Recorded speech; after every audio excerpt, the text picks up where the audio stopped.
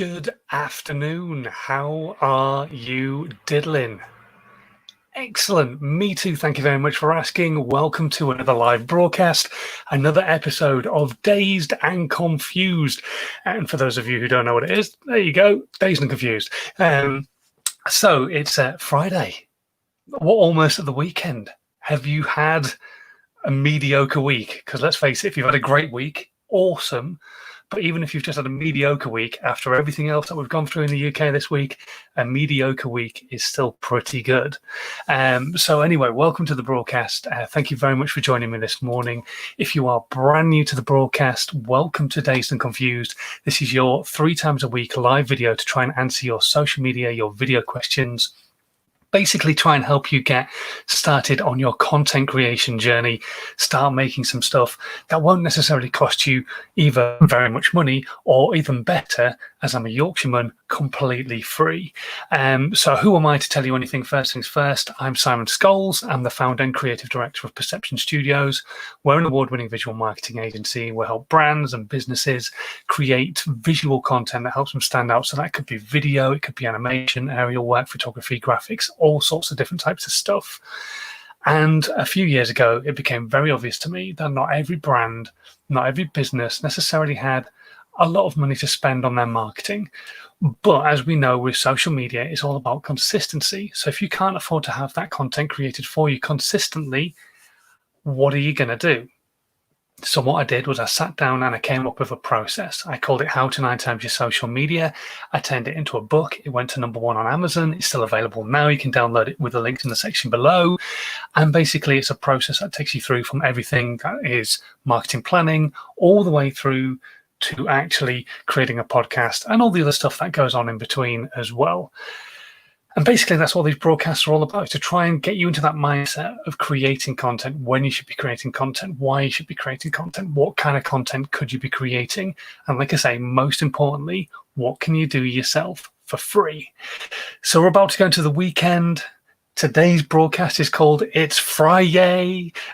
So hopefully you're going to dive in there and really enjoy the weekend. Hopefully you can have a great weekend ahead of you. I don't know, but wherever you're watching right now, please make sure that you let me know that you're watching. Stick a hello in the comments, whatever platform you're on, be it Periscope, Twitter, YouTube, Facebook, and also for the first time this morning, LinkedIn as well. So no, it's not this morning, is it? It's an afternoon. I'm so used to doing these in the morning, but daddy daycare is today and nap time is currently right now, which is why I'm kind of talking in hushed tones so that I don't wake up the beast. Anyway, so as always, those platforms are also open for you to ask any questions at all about social media, about video. I will do my best to answer as many of them as I possibly can do. I've had a few emails through already from people asking questions, so we're going to talk about that, but we're also going to talk about the fact it is the weekend. We're coming up to the weekend right now, and this, for a lot of people, is a chance to just switch off. It's been a hell of a week, let's be honest. It's not been the greatest week for us in the UK or really anywhere else in the world. And there's, it's just not been brilliant, has it? But we're coming into the weekend.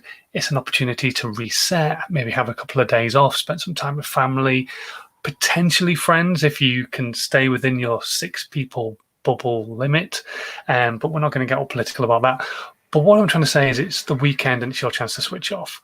But, and this is a big but you've got to remember, if you are running your own brand, you are running your own business, social media doesn't switch off. Social media works 24/7, 365 days a year. It doesn't turn off at 5 o'clock tonight. When you switch off your computer and head off home, or you're at home and you just close your laptop down because you've been working from home, social media doesn't switch off. Social media stays switched on. And if you're not there to have an element of presence on a weekend, you're missing out on a huge opportunity. The reason for this being is that during the week, you have lots of people who have one of these in their back pocket. They go to work, but they're not allowed to use it. So they're either in a warehouse or they're working in a shop or they're working in an office. But their boss probably wouldn't be overly keen if they sat there working out their scrolling thumb, because They're there to work. They're not there to consume social media content, especially not your social media content. So the weekend is a huge opportunity for you to speak to new people, not just your normal audience, but also potentially new people as well. And if you've got an audience who actually care about what it is that you're putting out, they're likely to share your content as well, which means they're sharing your content with their people who might not necessarily also be on during the week, but might be on the weekend. Because remember, whatever they're sharing during the week, there's a huge potential chance that your content is just getting swallowed up and cannibalized within their friends' feeds. But if they're sharing it on a weekend and that person is consuming content on a weekend, there's a chance they might get to see you. So if you are either B2B or B2C, your potential services that they might really, really need, but they've missed out on during the week, they might see them during the weekend. And this is a big reason why you need to be looking at posting on a weekend. Now, I'm not suggesting you live with this in your hand. I'm not suggesting you sit typing constantly on your computer, but create some content for the weekend and either schedule it to go out or put it out and have some fun with it. You could have polls, you could have quizzes about the content that you put out during the week. You can do behind the scenes content if you are maybe doing an event at a market or something like that. There's somebody I was chatting to earlier on Twitter. They're doing a big market local to them tomorrow. They're preparing everything today. So what they could do is do an Instagram story about the behind the scenes of preparing for the market, and then the behind the scenes of the market and how it's going and what's happening and all that kind of stuff. People love that kind of behind the scenes voyeuristic approach to content. But just remember, a weekend is a great chance, a great opportunity for you to speak to new people. So hopefully you are going to come out of this live broadcast and you're going to think, right, okay, the weekend's coming. What content am I going to create? And it doesn't have to be anything, like I say, hugely special. Just nice to have some content that's going out so people know that you care, people know that you exist, and people know that you're happy to talk to them. The other good thing about putting content out on a weekend as well is start thinking about customer service. This is a big thing that happened, what was it, about 8 months ago when Prince Andrew was interviewed for the interview, the big interview we all know and we won't go into. So he was interviewed and he mentioned Pizza Express. Now, the person who runs their Twitter account and their social media had turned off for the night. He got a phone call from his friend and said, you really, really need to turn on the business Twitter feed, because obviously everybody was creating memes and images and tweeting about Pizza Express. And it comes to a point then when you have to start doing some either damage control or what have you like that. So what I'm saying is, if you don't maybe have your notifications turned on during the week, maybe turn your notifications on a weekend, so that not only are you putting content out, you're talking to new people, but also you are ready should the shit hit the fan. Should anybody potentially tweet something that's derogatory about your business, or on the other side of that, the flip side of the coin, tweet something that's really good about your business, really happy with the products that you've done, so that you can dive in there and say, thank you very much. Remember, social media is all about being social. It's about building that emotional connection between you and your audience. And you can't do that if they're sat there waiting for 48 hours for you to respond, because you've decided, well, it's the weekend, I'm going to switch off. And in fact, it's longer than 48 hours, because you switch off at 5 o'clock on Friday night and you don't switch back on again until Monday morning at 9 o'clock. Well, that's basically 3 days, a massive chunk of time, where if somebody has sent a complaint tweet or a complaint message onto your Facebook business page, and everybody who goes there is seeing that and you've not responded, that's 3 days of them boiling up and up and up, which could have been saved by you simply having your notifications turned on your phone, so that when that message came through, you could just quickly dive in and just go, really sorry to read this. I promise I'll be on the case on Monday and make sure that we resolve your issue. It's that simple. It'd take you 5 minutes to do that, but you've not got your notifications turned on. So you don't, that person boils up and boils up and boils up. They don't build a very good relationship with you because they're getting more and more angry. And the chances are they're going to start putting more and more derogatory messages across all social media platforms if they use them. So there's a couple of things for you to think about. Number one, start creating content on a weekend. There's a whole new audience out there for you to be chatting to. And number two, if you're going to start doing that, make sure you also turn on your notifications so that you can respond to people as well, and maybe have a chat with them when they put content out about you or your brand or your business on social media as well. Okay, as always, the platforms are open for your questions. If you want to say hello, please do so in the comments as well. Like I say, we're currently live on Periscope, Twitter, YouTube, Facebook, and a bunch of places, and also on LinkedIn. And in fact, good afternoon to Sachin, who's joined us this afternoon, who's watching and saying I look smart. Thank you very much. Yeah, I thought, well, if I'm on a new platform, I should make the effort. I can't move my computer, unfortunately, so there is a window behind me making me look exceptionally pink. But I thought, well, if I put on a nice jumper, then there you go. But if you've got any questions today, stick them into the comments. I will do my best to answer them. And we're going to go through the first couple of questions that I've already had through on email overnight, and then come to any questions that you guys might have while you're watching right now.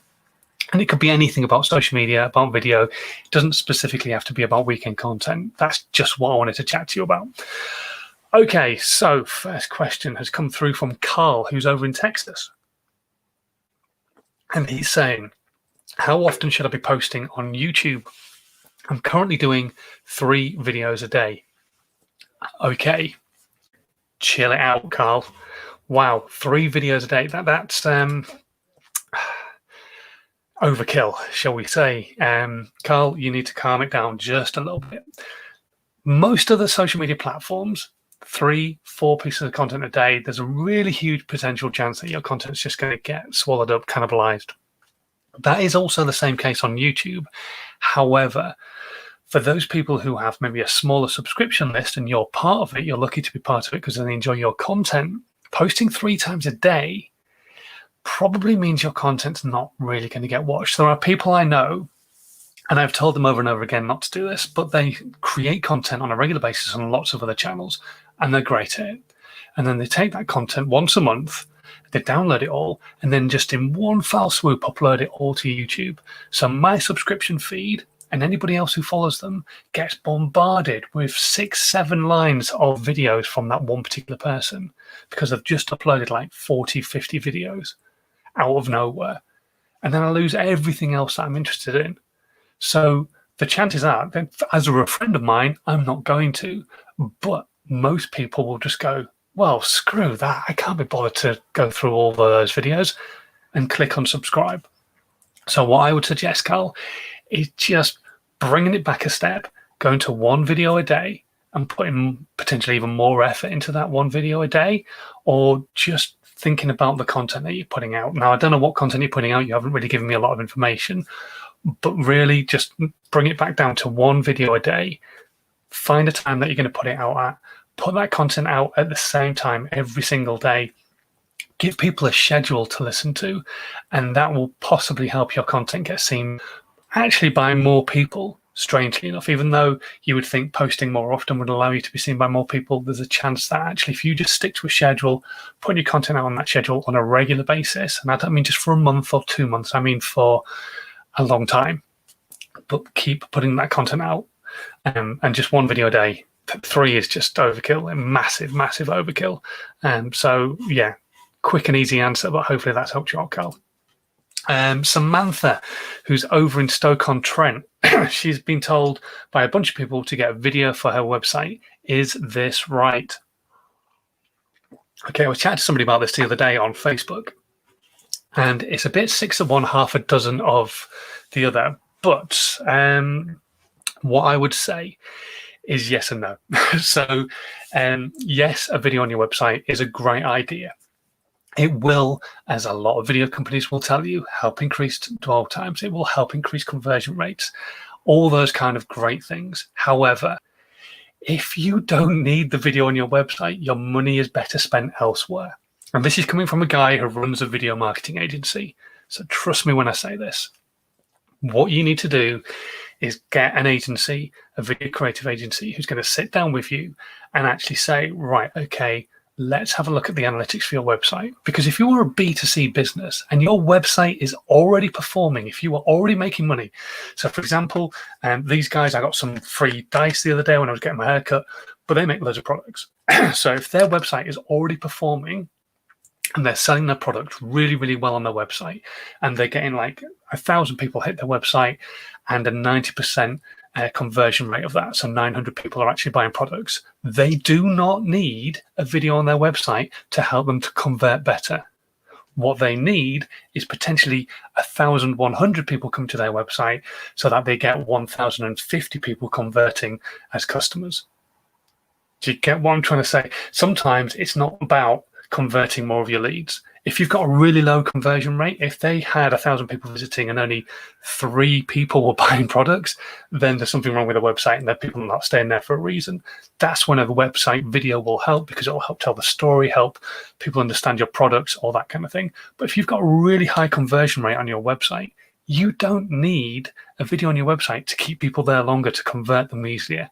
What you need is video content and visual content elsewhere across your social media platforms that will draw people back to your website with good reason. So what you need is to sit down with somebody who truly understands like bounce rates and what's happening with your website's analytics, and then taking those analytics information and creating content where it needs to be created. Yes, it might be a website. I am just saying right now, be 100% sure it definitely needs to be a website. Otherwise, you're going to sit there, get a video on your website, and get really pissed off that that video on your website isn't doing anything. I've seen it all before.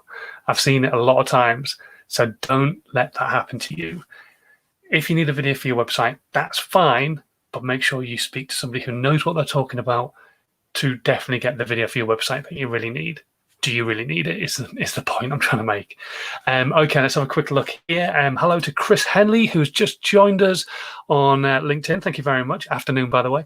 And he's asking the question, as LinkedIn Live is relatively new, how are you finding it? Any tips for newbies?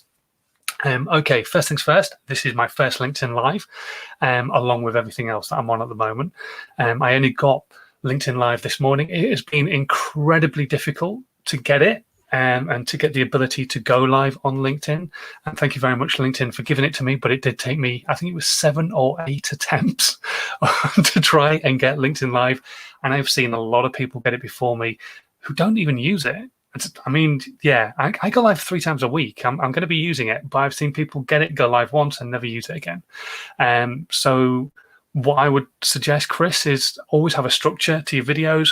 For me, I always make sure I come on and tell people who I am.